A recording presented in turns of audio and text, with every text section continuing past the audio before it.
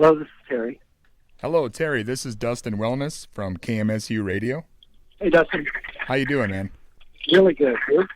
I am excellent. Are you ready for an interview today? Sure.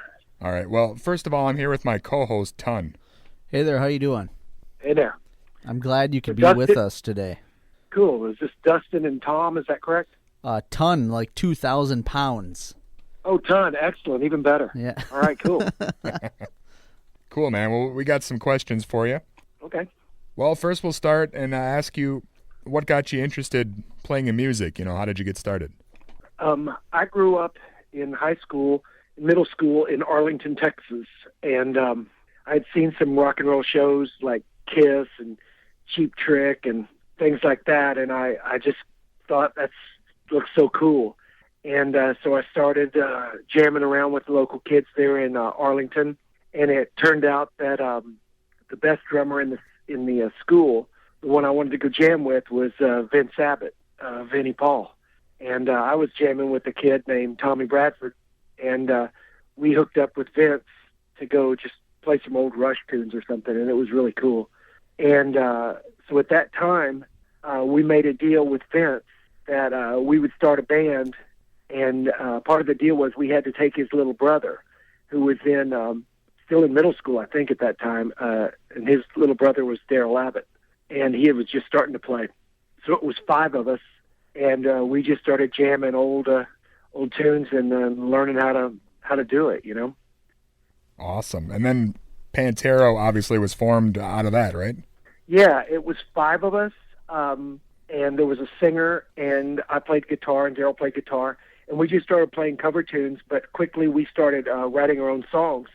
Vince and Daryl's father was a recording engineer, and so we would get into the studios late at night or whenever there was no one in the studios, and we'd start just learning how to do it. And so quickly on, as we started writing our own songs, I wanted to sing my own songs, and so we became a 4-piece, and it was the 4 of us. And then our senior year of high school, Tommy Bradford was the bass player. He decided he wanted to do something different. So he left, and that's where Rex Brown came in. He went to the next high school over. And so the 4 of us started playing parties and skating rinks and recording and putting out our own little records, and that's how it got all started. Wow, so you started making albums then as Pantera really early, like right after high school like that, or? Sure. Their father was really supportive and helped us get it going. So we started playing out, and we recorded our records there in that studio, and then got them pressed up locally, vinyl, and we'd sell them off the bandstand. As far as I remember, we were one of the first bands there in Texas that were trying to play their own songs off the bandstand and sell merchandise. So really early on, we would do I think we put out 3 vinyl records in the early 80s, and we would play 3 sets a night a lot of times, and the second set of the night would be all originals. And so early on, we wanted to do our own thing. And it was real cool to look out and see everybody with your T-shirt on, Yeah. Well, do you have any, favorite stories or anything crazy that happened when you guys were playing in those early days? Oh, well, yeah, every weekend was pretty crazy. The drinking age in Texas back then was 18 still. So that meant fake IDs and not like it is anymore now. Much younger crowd and just wild. And also it was the 80s. And so you just it was excessive, and, we tore up a lot of stuff and had a lot of fun. We would basically play Texas. Texas is so big, you could play Dallas and Houston and San Antonio and Fort Worth. You could make a circle, and every 5 weeks you could go back to the town, because the markets were so spread out that it was a new thing each time, So we basically played all over Texas and sold records and got in trouble. It was a lot of fun. Well, you said you guys put out 3 albums, and you guys were getting pretty popular there towards the end of your tenure. But what caused you to leave the band? Well, the bottom line was we were a democracy, but the 4 of us in the band plus our manager, which was Daryl and Vince's father. And ultimately, the Abbotts never split their vote. So it got to a point where it didn't matter. It wasn't democracy anymore when the whatever. Do you understand what I'm saying? It was like three against two, or yeah, always at the very minimum, and sometimes 4 against 1. And I just wanted to do something different. I loved people who've been on the road would understand what I'm saying. I loved the 2 hours on stage. It was just the other 22 hours of the day where I wanted to do something different. So it wasn't the music. It was all the personalities and the business and everything else. And so finally, I just decided that I was going to go my own way. And so I got really fortunate with that too.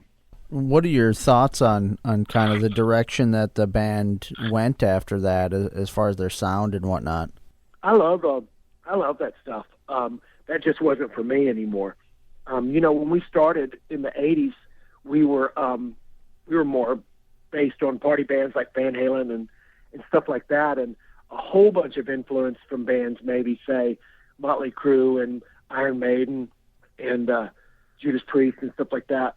And by the end of the time when I was playing with Pantera, they were pulling it more in a direction of maybe say closer to Metallica and things like that. And that just wasn't for me. But I love the way they ended up. I'm a big fan of theirs, especially my favorite album probably of theirs would be Vulgar Display. That's the one where I felt like it came together, and that's my favorite one. Awesome. Well, after you left Pantera, you went on and did you go straight into the Lord Tracy? Was that the band you formed afterwards? Yeah, I just kind of stepped right into it. I got calls from a lot of bands all over the South and everything, but there was a particular bass player I wanted to play with named Kenley Wolf. And so I was going to call him and his friends and see what he was doing. Turns out 3 guys from Memphis were in Dallas, and they were putting a little band together. So I went over to the rehearsal studio just with the intention of stealing Kenley. He had played in he had played with Black Oak, Arkansas, and he'd played in a big local band in Dallas called Lightning. And I wanted to play with him. Well, they were doing a show in Memphis the following weekend, and they just asked me, did I want to go and just check it out? And the guys were so great, and it just immediately that was it. So I stepped out of Pantera right into this next band, and we actually just took off. I had a lot of music already written and just started writing. We started going to studios and demoing, and pretty quick we got signed pretty fast after that, within a year and a half, I'd say. I think actually we got a record deal before Pantera did. And it was funny, we bumped into each other out on the road a couple times. Well, yeah, you guys had quite a few albums out, Lord Tracy, right? We did. Our first major release was Deaf Gods of Babylon, and we toured that. We opened up for Ace Frehley and toured across the United States and everything. But at the end of that cycle, I didn't like the record company, and I wanted to get out of it. So we didn't actually put those other records out on MCA. We were having Spinal Tap real-life moments, and so we got out of our record deal. It was kind of crazy, I guess, to ask out of a deal. But that's the way we've been all along. We didn't know what was good for us a lot of times. A couple videos on MTV and touring, and a lot of fun and great experiences. I'm still, lifelong friends with those guys. Yeah, you still have a good relationship with the guys in Pantera as well, or? I speak to Rex probably every 3 or 4 months. We talk or bullshit or whatever. I have not spoke to Vince since Daryl's funeral. I try and call him, once a year, but I haven't been fortunate enough to get through. But as much as I'd like to, that hasn't happened. But I keep in touch with Rex, and we, I follow those guys on the internet and stuff like that. And then what are you up to now? You've got a different band that you're working with right now, right? I play with a bunch of different projects. My number one thing is a band called Raised by Gods, and that is me, and I'm on the East Coast, and my drummer friend Mike Harrington, who is on the West Coast. And we put out a record last year. We got it mixed by a big famous engineer, recording legend guy named Neil Kernan, who it turns out had wanted to mix to do our first Lord Tracy record back in '89. He actually did. Lord Tracy did a kind of a reunion album a few years back called Born Again, and Kenley and I went up to Chicago and mixed a record with Neil, and then Neil ended up offering to mix this record for me, this Raised by Gods.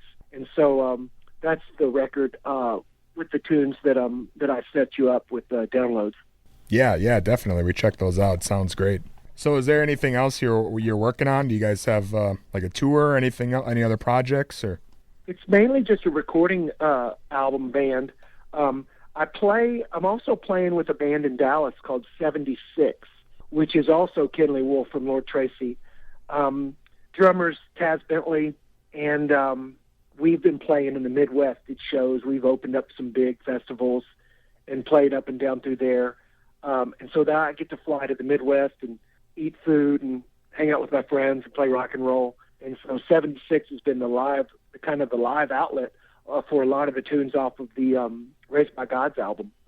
Raised by Gods album, with Mike living out in California, we very rarely see each other. We record through the mail. It's really kind of weird and backwards, but it's a real cool story. I see him on Skype, and he'll record drums. Those tracks that you're listening to, he recorded the drums first. And I know in his head he had some song, so he sent me the drums, and then I listened to the drums and wrote songs to his tracks, kind of backwards. Yeah. And then when the song's finished, I send it to Mike, and then I'm sure he's thinking, I wouldn't have played that if I would have known what you were going to do. So those songs were collected over the past few years. And Kenley is playing bass on that song When I Come Around. So he was in Dallas. We actually never were in the same room or in the same time zone together. Technology is amazing. Yeah, definitely. Well, cool, man. Is there anything else you'd like to mention or anything you want to say before we let you go? I guess, I just tell people how fortunate I feel to get to play music every day. Because I've been doing this a long time, and I'm still every day get lucky enough to get to make tunes. And I try and keep active on the internet, on Facebook or my web pages. It's easy to find stuff, and it's really cool to still hear and connect with people from all over the planet. Last night I was on texting with guys from Brazil. I mean, it's so cool that the whole world is so small now that we can, all check out music and communicate and have fans all over the planet. So I know how lucky I am, and I don't take it for granted. Awesome. I appreciate anything you guys can do, and anything to draw attention to keep this music alive is just so cool. Awesome, man. We appreciate you talking with us. All right. Dustin and Ton, thank you for your time, and if there's anything I can do, please keep me involved and let me know what's going on. Absolutely. Thanks a lot, Terry. Thank you. Hey, you guys have a great day. All right, Bye. You too. Bye-bye.